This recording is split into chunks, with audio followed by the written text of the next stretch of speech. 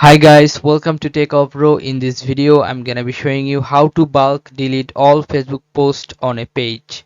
So let's go to the Facebook page first. Then you have to click, make sure that you are logged into your Facebook page, not your Facebook ID.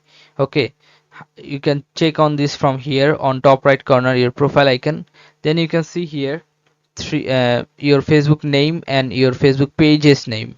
You have to click on the Facebook page's name. Okay, after that you have to click on this Facebook page name again on top left corner, and then scroll down a bit and you'll find here posts.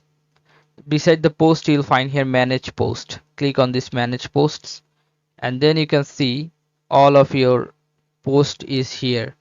Now if you want to bulk delete post, you can check and you can go to next, and you can choose delete post, and if you click on done, your post will be deleted.